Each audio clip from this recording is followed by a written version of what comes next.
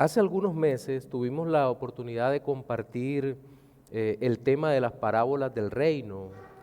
Vimos básicamente cuál era el propósito de las mismas y destacábamos el hecho de que el Señor había venido a salvar a pesar de que el mensaje para los no creyentes parecía permanecer velado u oculto ante sus ojos. Pero cuando nosotros observamos las parábolas del reino en el capítulo 13 del Evangelio según Mateo, observamos que estos cortos relatos contados por el Señor nos presentan en primer lugar la plantación del reino, su crecimiento hasta llegar al final, y todo esto pasando por una serie de comparaciones que nos permiten entender a qué es semejante el reino de Dios. De hecho, el propósito de las parábolas, cuando son narradas por los profetas en el Antiguo Testamento, que también hay parábolas, el significado es poner junto para poder entender algo. La primera de las parábolas que nosotros alcanzamos a observar es la que se conoce como la parábola del sembrador. Y es un punto de partida maravilloso para la comprensión no solo de las demás parábolas, sino del reino de los cielos como una verdad revelada por nuestro Señor Jesucristo.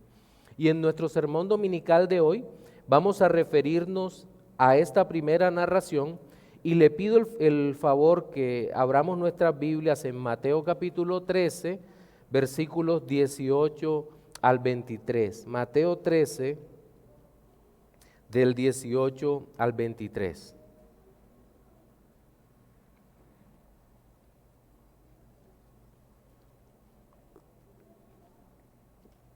Dice: Oíd pues vosotros la parábola del sembrador. Cuando alguno oye la parábola del reino y no la entiende, viene el malo y arrebata lo que fue sembrado en su corazón. Este es el que fue sembrado junto al camino.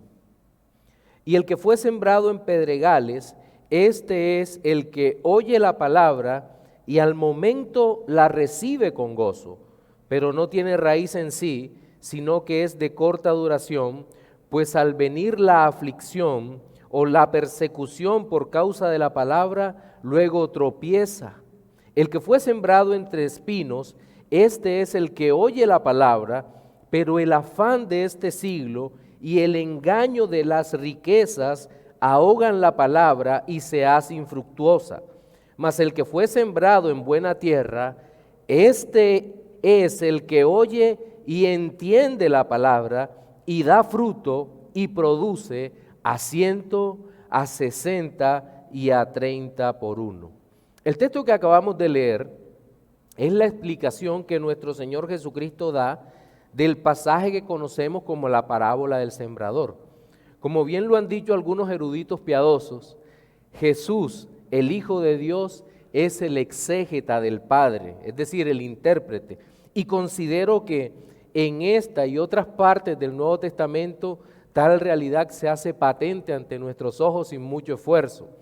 En primer lugar, con las explicaciones de nuestro Salvador observamos que muchos aspectos que podían quedar inconclusos o peligrosamente abiertos a las interpretaciones comunes, rápidamente son interpretados por el Señor tomando una dimensión soteriológica, es decir, relacionada con la salvación, muy clara. En otras palabras, el sentido del texto es relacionado por el Señor con su propio mensaje de redención.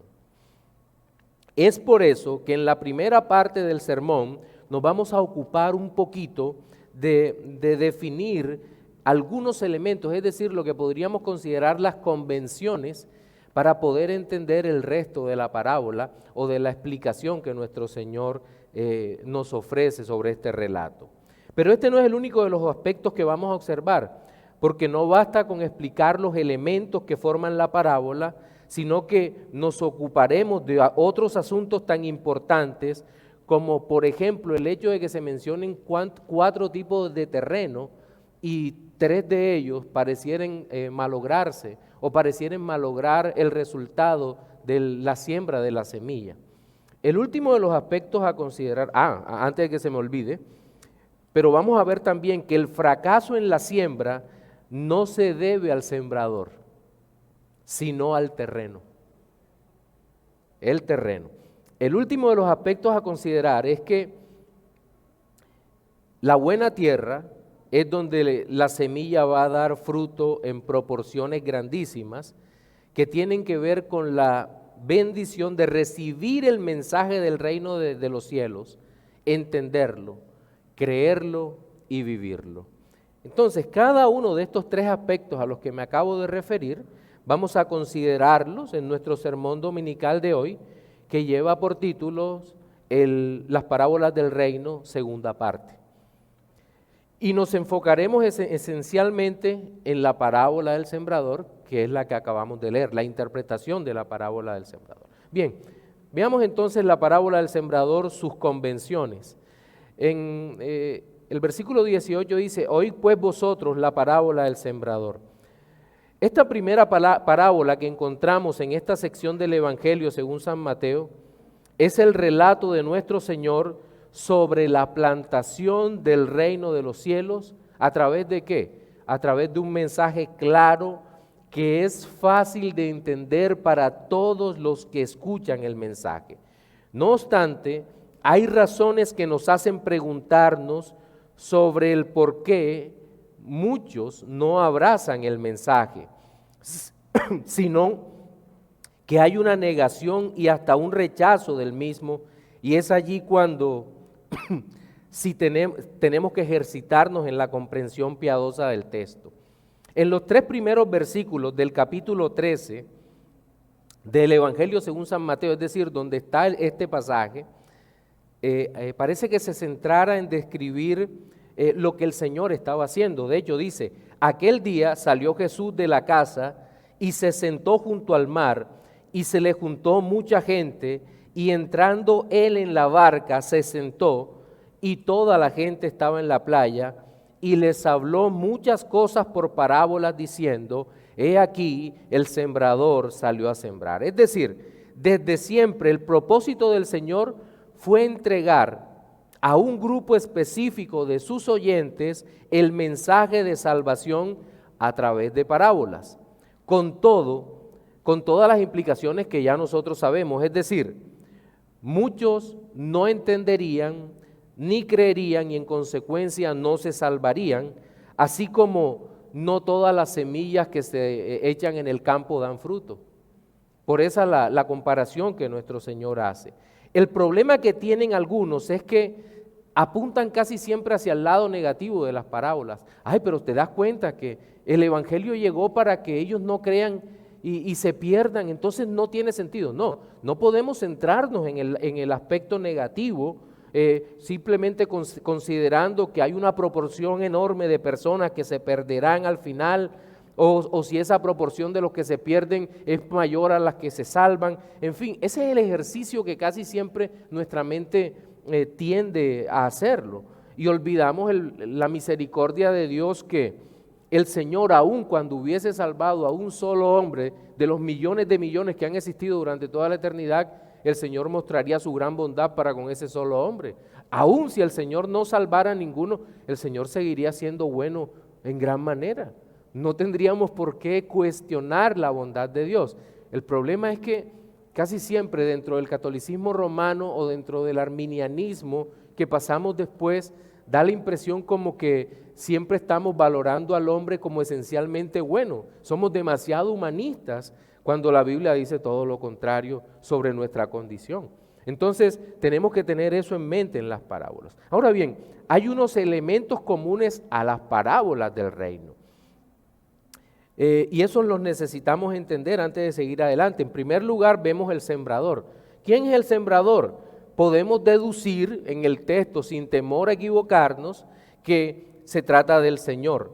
Y la principal razón para creerlo es que es Él quien riega la semilla. Él dice, el sembrador salió a sembrar, y y va por el campo, y esta realidad la vamos a seguir observando durante todo el ministerio de nuestro Señor Jesucristo. Él seguiría sembrando una y otra vez la bendita palabra de Dios, también cumpliéndose el anuncio profético que se da en muchos lugares y en los salmos. Otro elemento es la semilla, que en esta parábola, escuche bien, en esta parábola tiene un significado, aunque en otra narración similar, es decir, en la parábola del trigo y la cizaña tendrá una connotación diferente. En esta parte del capítulo 13, la semilla es el mensaje. Como se alcanza a deducir en la interpretación que el Señor hace sobre la recepción que los hombres hacen del Evangelio, mientras que en la otra parábola el mismo Señor la interpreta diciendo que la buena semilla son los hijos del reino. De hecho dice, el campo es el mundo, la buena semilla son los hijos del reino y la cizaña son los hijos del malo. Pero en esta parábola, repito, la semilla será el mensaje. Es cierto que algunos podrían decir que no hay uniformidad en el relato, que no hay un patrón interpretativo definido, pero olvidan un pequeño detalle. Es el Dios vivo quien está dando tanto el mensaje como su interpretación. Y eso debería ser suficiente para nosotros. A veces queremos cuestionar porque nuestras reglas de interpretación a veces son estrictas y así deben ser, que yo creo que debemos ser estrictos. A veces cuando estoy interpretando algo y voy hablando con el pastor Jesús enseguida me dice, no, pero es que, Alexander, cuidado, es que la interpretación aquí, el patrón interpretativo es este.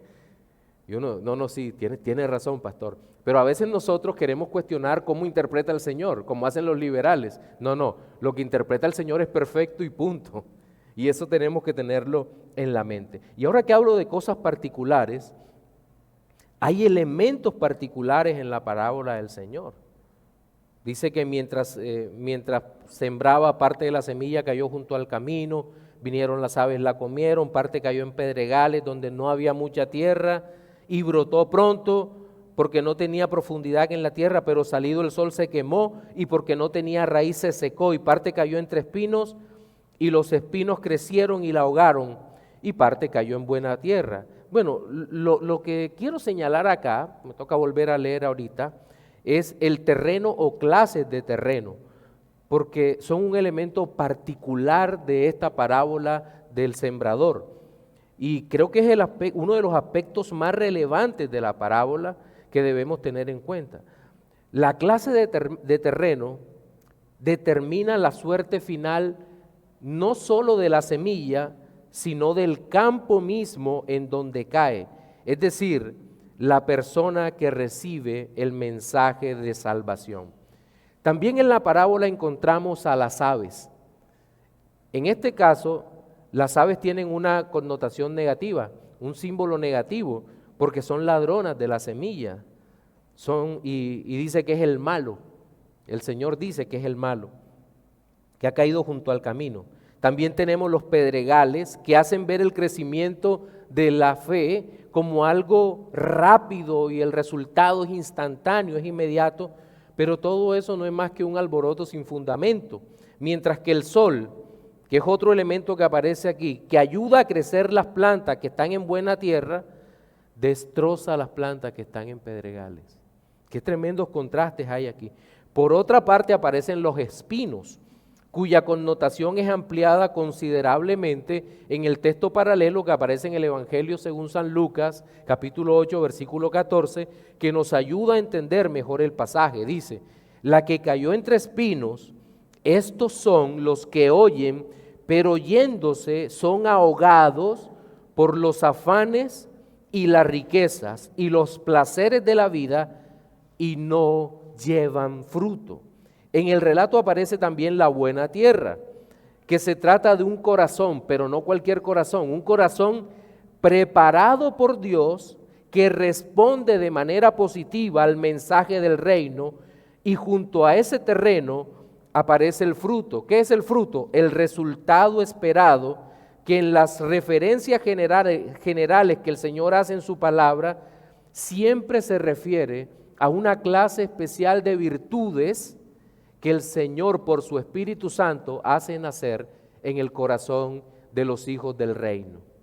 Es una obra del Espíritu Santo de Dios. Y entendemos que aun cuando el ser humano sea caído e incapaz de creer, el Espíritu Santo de Dios, a aquellos que Dios ha escogido, los hace que crean y que respondan al mensaje que el Señor ha dado. Entonces, siempre que leamos la palabra de Dios, no debemos olvidar que el significado primario de la misma es dado por la misma palabra, para evitar desviarnos a izquierda o a derecha, que esto quede como primera aplicación.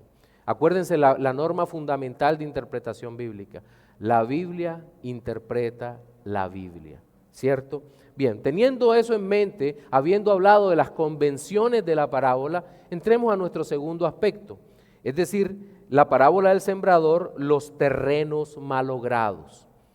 A partir del versículo 19, nuestro Señor dice que cuando alguno escucha la parábola, mire que dice, alguno oye la parábola y no la entiende, ¿qué ocurre? Viene el malo, esas son las aves, y arrebata lo que fue sembrado en su corazón. Este es el que fue sembrado junto al camino. Casi siempre es más difícil interpretar cuando uno no ha visto las cosas, ¿cierto? Pero cuando uno camina en el campo, casi siempre nota que al lado del campo hay una carretera donde hay unas grietas, y uno entiende que seguramente la semilla se tomaba y se sembraba, no con cuidado, sino que se echaba en todo el campo. Algunas caían allí al lado y quedaban asomadas al lado del campo donde se sembraba, y eran comidas para las aves. Y luego vemos esto de que fue sembrado en pedregales, y ya habíamos dicho, el que oye la palabra y al momento lo recibe con gozo, pero no tiene raíz, sino que es de corta duración, es decir, la raíz no penetra porque choca con la roca, se dobla y se muere. Pues al venir la aflicción o la persecución por causa de la palabra, luego tropieza. El que fue sembrado entre espinos, este es el que oye la palabra, pero el afán de este siglo y el engaño de las riquezas ahogan la palabra y se hace infructuosa. Miren, hay algo que debemos tener en cuenta. Cuando vemos este tema de los terrenos malogrados, creo que no podemos evitar que el corazón se nos haga, nos entristezcamos, el corazón se hace agua al ver tantas personas que no escuchan la palabra. Pero hay un mensaje que creo que la misma parábola nos transmite, y es que Dios siempre triunfa. Y es una de las verdades más radicales de la Biblia, el hecho de que un pueblo o un grupo en particular no crea el Evangelio, no se puede traducir en ninguna manera como un fracaso para el Todopoderoso, pues el propósito del Señor, aunque es bueno, siempre bueno, esto no significa que Dios siempre esté salvando. A veces pensamos que Dios es bueno porque nos salvó. Sí, gloria a Dios, bueno porque nos salvó y salvó a todos nuestros hermanos de todas las épocas y seguirá salvando. Pero cuando condena o cuando está condenando, ¿no es bueno? Sí es bueno, porque Dios no deja de ser bueno. El problema es que a veces desnaturalizamos en nuestro corazón la esencia, el carácter, los atributos del Dios Todopoderoso. Dios no siempre muestra su benevolencia. En muchas ocasiones Dios muestra su justicia para que los hombres teman y para que teman profundamente. Ahora bien, es cierto que el mayor bien que el hombre puede tener es recibir la salvación que Cristo nos da y en virtud de la obra de Cristo, y esto no tiene comparación con nada de lo que existe en el mundo, no tiene comparación, es lo más maravilloso. Pero el mensaje del Evangelio sí tendrá otra parte, otro filo, en donde los que se pierden, pues se pierden por su propia maldad. Ahora, en el texto que acabamos de leer, creo que usted ya ha notado que el Señor siempre dice, El que fue sembrado junto al camino es el que oye la palabra y no la entiende. Y luego dice, el que fue sembrado entre pedregales es el que oye la palabra, pero... Y el otro dice, el otro en el tercer tipo de terreno junto a los espinos, este es el que oye la palabra y... Es decir, hay una acción repetida. En los 4 casos, tanto en los 3 terrenos que se malogra la semilla, o que se malogra el terreno por no recibir la semilla, y en el que la semilla se recibe, siempre se oye la palabra. Siempre. El mensaje ha sido dado. Pero llama la atención que hay una parte en el primer terreno malogrado que se relaciona con la comprensión del mismo. Es decir, el aspecto racional, intelectual, que se enfoca en comprender las palabras que salen del mismo Señor. Y aunque esta parte del mensaje es tan importante, no es el todo del Evangelio. De seguro, muchos reprobados comprenden algunas verdades desde la perspectiva teológica mejor que muchos creyentes.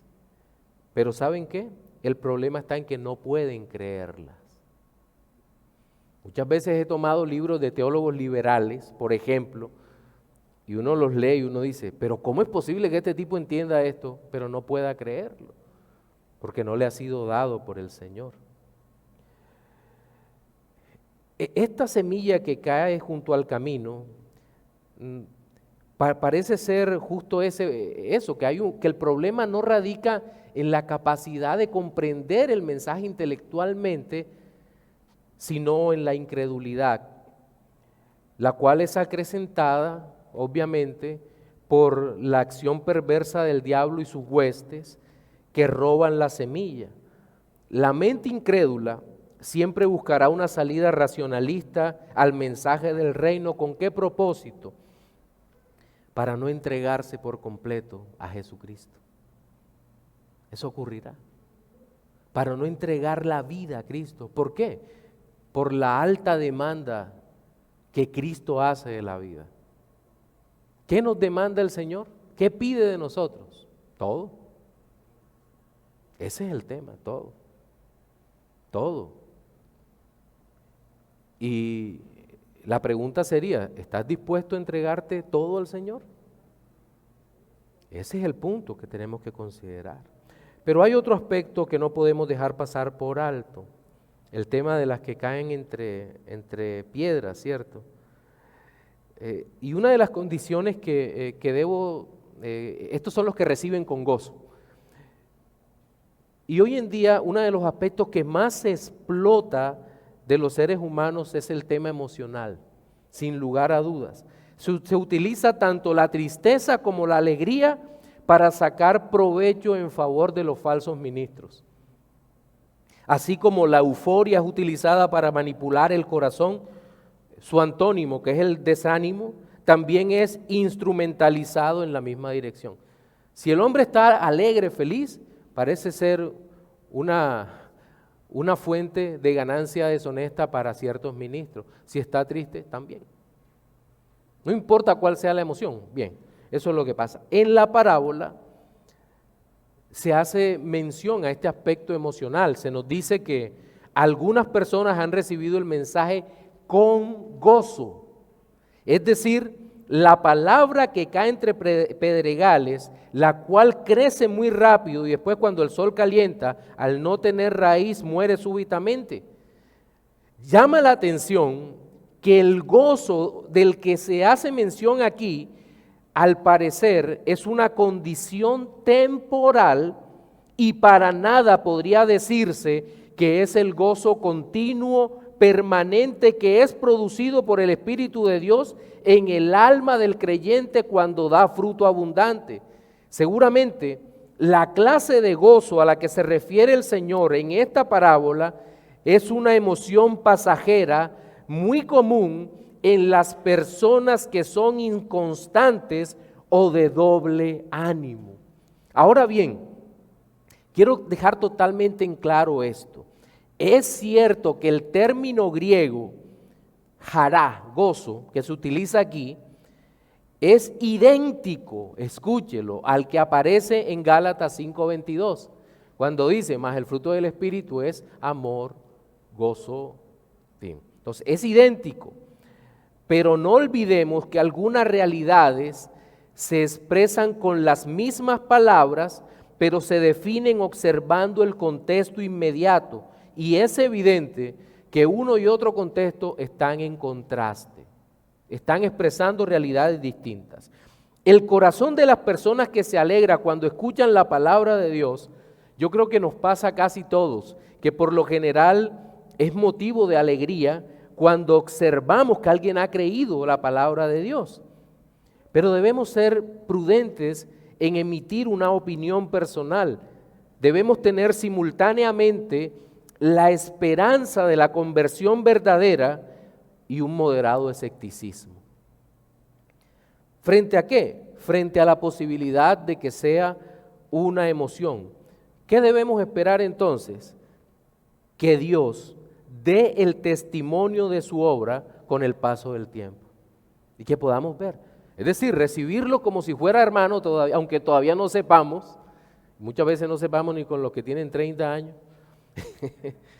pero debemos recibirles como hermanos, creyendo que Dios ha obrado, pero con un moderado escepticismo sobre la obra, que no por Dios, sino por lo que está pasando en los corazones. Miren, cuando la recepción del mensaje es solo un asunto emocional, yo creo que la obra no perdurará.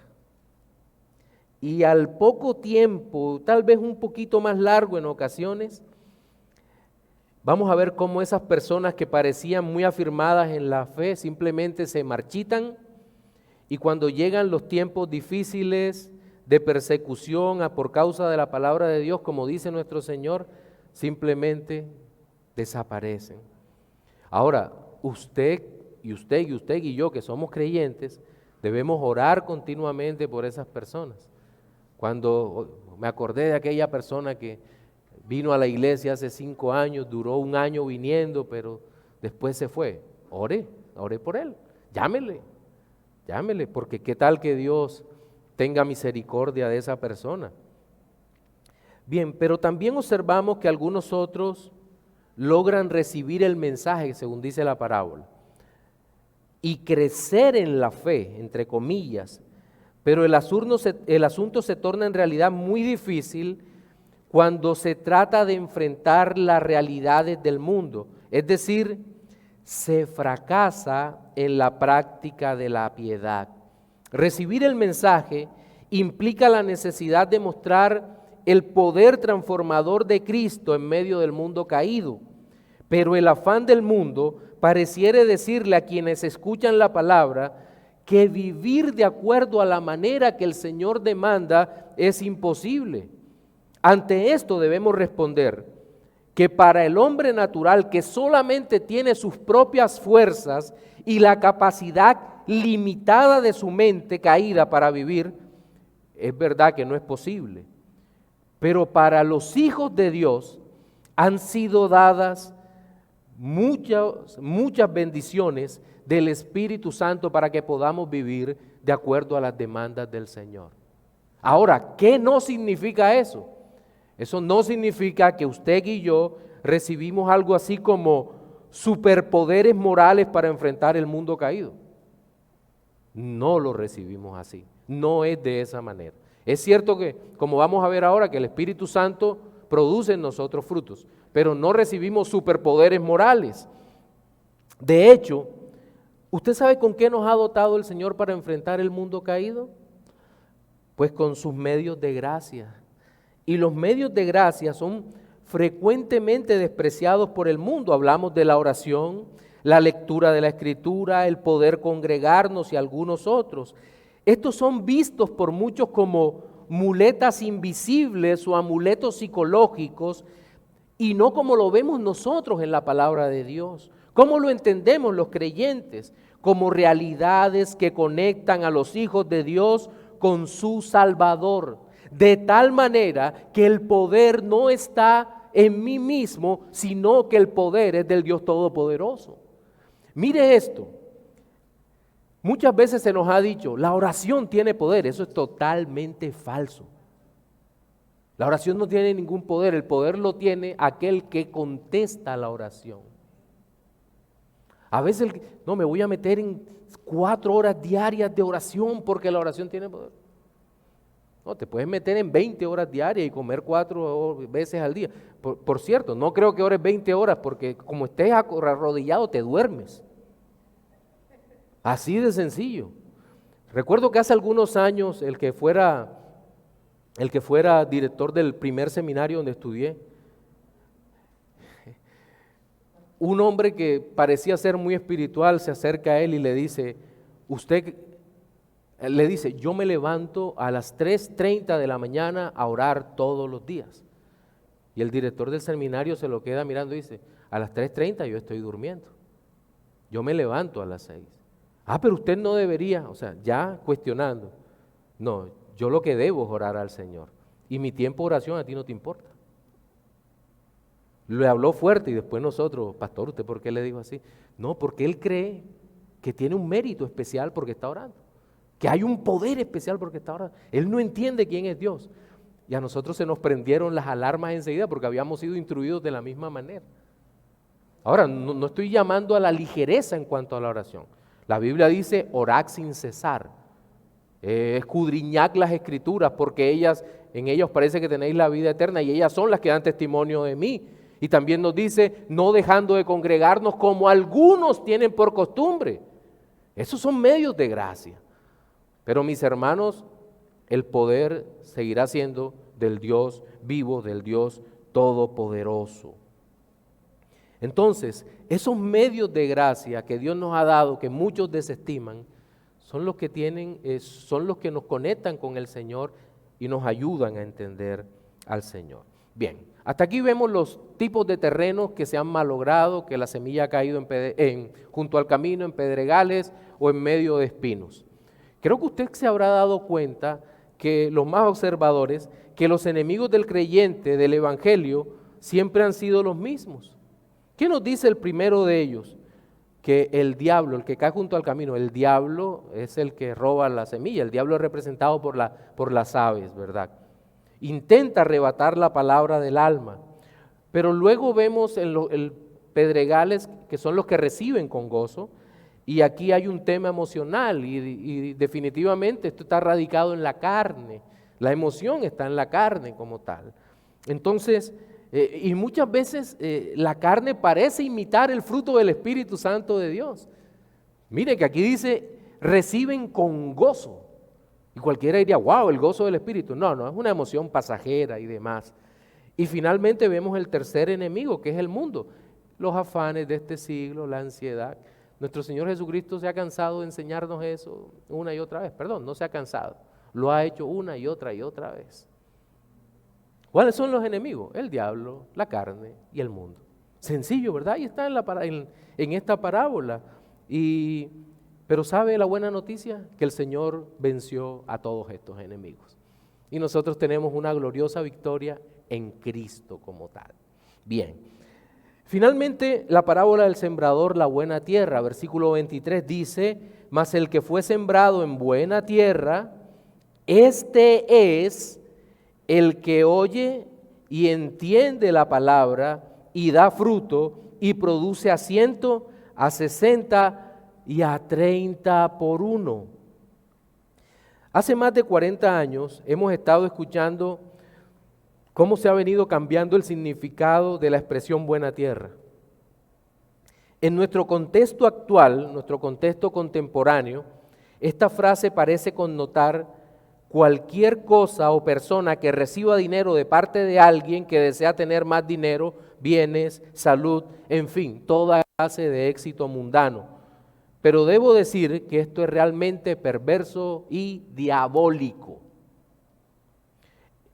Este texto ha sido usado por los predicadores de la prosperidad material para intentar sostener su mensaje humanista al tiempo que explotan las ambiciones personales de los impíos que van a este tipo de congregaciones, tratando de hacer acuerdos con Dios, en donde le piden a Dios todo aquello que el mundo da en abundancia, pero que el Señor Jesucristo en su Evangelio ordena abandonar. Este contexto de los falsos profetas, que los falsos profetas proponen en nuestros días, es a las claras contrario a las Escrituras, porque nosotros no tenemos la libertad de cambiar la interpretación de la parábola que ya el Señor ha dado. La buena tierra, según el Señor, se caracteriza en primer lugar porque dice que son los que oyen y entienden la palabra, oyen y entienden. El primero oía y no entendía, pero ahora oye y entiende la palabra para finalmente dar fruto. Y sobre el fruto nos vamos a ocupar en un instante. Pero esta parte es bien interesante porque el corazón que recibe el mensaje, habíamos dicho que es un corazón que Dios ha transformado sobrenaturalmente a través de la acción del Espíritu y el mensaje de su palabra, que le ha dado vida al alma que estaba muerta y la capacita para creer. ¿Cómo la capacita? Dándole fe para creer el mensaje del Señor. Para que el hombre no siga en el orgullo de su propio pensamiento y en el estado de incredulidad. Ahora bien, oír la palabra de Dios no se refiere al acto físico de recibir los sonidos que entran a través de los oídos. Si fuera así, los sordos no tendrían esperanza. El tipo de incapacidad que menciona la Biblia es de tipo espiritual, es decir, una persona que se ha cerrado a la voz del Señor y que aún escuchándola se mantiene escéptico y ha decidido confiar en sí mismo antes que en el mensaje de Jesús, depositando toda su confianza en la obra de redención que Cristo ya ha terminado. Este oír del que habla el Señor va acompañado de entendimiento y nuevamente tenemos que decir que no se trata de la capacidad intelectual de asimilar la verdad, pues esta comprensión siempre va ligada a la fe. Sin fe no hay verdadera comprensión del mensaje. No se trata de la tremenda capacidad de comprensión lectora que un hombre pueda tener, o de lectura crítica, que son tan necesarias en nuestro tiempo, sobre todo algunos jóvenes que parecen que solo entienden lo que ellos desean comprender y desechan todo lo que les sea incómodo al leer la palabra de Dios. Aquí se trata de entender el mensaje y confiar en todo lo que el Señor revela, creer que todo lo que el Señor dice es verdad absoluta y autoritativa sobre nuestras vidas. Por ejemplo, si el Señor dice que una vez morimos, no termina todo, sino que viene un juicio, pues decimos amén, porque es cierto. Si el Señor dice que regresará, nosotros lo creemos y decimos amén, Señor, tú regresarás. Y eso es lo que el mundo no puede hacer. Pero la parábola se va cerrando con las declaraciones del Señor, en donde dice que la semilla que fue sembrada en buena tierra dio fruto al 100, al 60 y al 30 por uno, en donde vemos que Dios ha determinado que los corazones del creyente produzcan fruto abundante. El corazón del creyente, no el bolsillo del creyente. El corazón produzca fruto abundante, pero no siempre en la misma proporción. Habrá personas mucho más piadosas que nosotros. Y qué bueno que sea así, porque son las personas que nosotros aprendemos, ¿cierto? Entonces, siempre habrá fruto en el corazón regenerado. El fruto del Espíritu aparece detallado en Gálatas capítulo 5, 22 y 23, que dice: mas el fruto del Espíritu es amor, gozo, paz, paciencia, benignidad, bondad, fe, mansedumbre, templanza. Contra tales cosas no hay ley. El resultado de la obra de Cristo en el alma del creyente es mucho más, escúchelo, que la buena conducta que muchos quieren ver en los demás y que la ubican como el punto de referencia único para la vida cristiana. Por el contrario, los atributos que Dios ha comunicado a aquellos que ha constituido como hijos se deben hacer patentes ante el mundo. Esa es la verdadera novedad de vida, que comuniquemos las perfecciones de Dios. ¿Acaso no dice la Biblia también en la primera carta de Pedro que nosotros somos real sacerdocio, linaje escogido, nación santa? ¿Con qué propósito? Para anunciar las virtudes de aquel que nos llamó de las tinieblas a la luz admirable. Por ejemplo, nosotros observamos que el amor, la paciencia, la benignidad y la templanza son perfecciones de Dios que nos da por la obra interna del Espíritu Santo en los corazones. Igual el gozo, la paz, la fe, la mansedumbre son resultados de esta nueva vida. Es muy triste que en nuestra realidad presente muchos de los creyentes, solo por unas normas morales inventadas por ellos o tomadas del discurso de los fariseos, juzguen a todos los demás creyentes. Ahora, es muy probable que el que me esté escuchando ahora y tenga esta línea del perfeccionismo moral, del precisionismo, diga, pastor, ¿y qué pasa con la santidad? Entendiendo él la santidad únicamente como la pureza moral. Y ahí es donde nosotros le decimos, el problema es que no hay ningún conflicto entre la pureza moral y el fruto que el Espíritu Santo da en el corazón. El contraste, la contradicción aparente, la estás creando tú. Porque tú estás diciendo que todos los cristianos tenemos que vivir de esta manera, que todos tenemos que creer como tú crees, vestirnos como tú te vistes, comer lo que tú comes y hacer lo que tú haces. Pero en tu vida no veo ni un poquito del amor de Cristo, del verdadero fruto, no veo el gozo. Alguna vez yo creo que es hermano, me decía, no puedo tolerar que esos cristianos se reúnan fuera de la iglesia y se estén riendo. Yo me reí.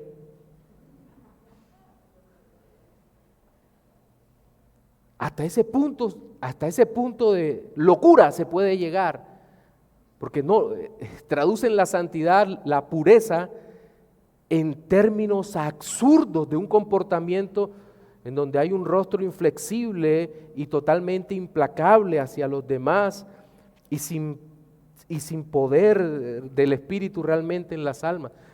Yo creo que una persona sensata que llegue a una congregación y a su alrededor solo vea gentes con esta actitud y le digan, hola, ¿cómo estás?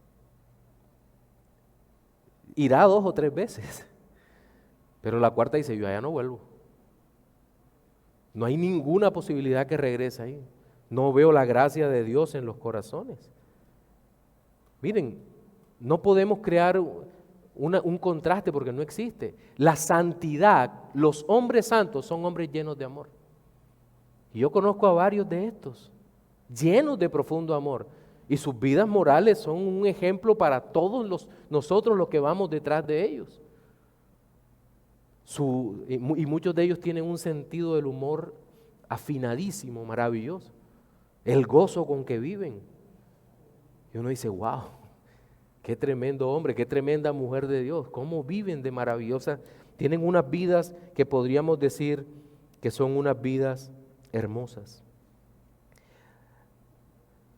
Hay cosas que uno realmente no puede entender en este sentido. Hace algún tiempo, un varón salió de una iglesia, de una congregación no reformada, salió, y cuando llegó a la otra iglesia, se encontró con uno de los que había estado hacía mucho tiempo congregándose con él, y le dijo, mira, te recomiendo que te vayas de esa iglesia. Y él pensó que será por la herejía, por tantas cosas que pueden ser. Dijo, no, ¿sabes por qué? Porque ahí la gente no es generosa, no da y la iglesia se va a acabar. Aquel hombre estaba fallando gravemente porque en primer lugar no entendía que Dios es el que sostiene a su iglesia. Primer punto. Y segundo, viene el cuestionamiento de la conducta, que también es inevitable. Y uno dice, ¿cómo es posible que una persona que haya convivido mucho tiempo en una iglesia con unos hermanos, ahora les diga que se vayan? No entiendo. Y esas son las contradicciones que muchos creyentes hay. Pero la palabra de Dios, la buena palabra de Dios, nos enseña que el verdadero fruto del Espíritu, el amor, gozo, paz, benignidad, paciencia, templanza, mansedumbre, bondad, fe, benignidad, se hace patente, notorio, claro en nuestras relaciones con nuestros hermanos, en nuestras relaciones con cada uno de los santos. Es algo activo y maravilloso. Bien, en nuestro sermón dominical de hoy vimos 3 aspectos relacionados con la plantación del reino de los cielos a través de esta parábola del sembrador. El primero fue la parábola del sembrador. Vimos unas convenciones muy breves para entender el resto del relato y evitar ir a hacer una especie de comentario, sino hacer un sermón mucho más fluido. En segundo lugar, vimos la parábola del sembrador, los terrenos malogrados, que son 3 clases de terrenos en donde no se recibe el mensaje, que en este caso es la semilla. Y en tercer lugar vimos la parábola del sembrador, la buena tierra. Reflexiones finales para los no creyentes. Amigo, ser buena tierra no consiste en que lleves tu dinero para que Dios te dé más. La buena tierra es un corazón regenerado por el Espíritu que recibe el mensaje del reino de los cielos, lo oye, lo entiende, lo cree y produce fruto abundante de justicia, fe, arrepentimiento y vive lo que resta de su vida para la gloria de Cristo. Para los creyentes, hermanos, dar fruto es un proceso del Señor en nuestras vidas. No obstante, Él nos exige esfuerzos incesantes que nos ayuden a glorificar a Cristo, viviendo para su gloria todos los días de nuestra vida. Amén.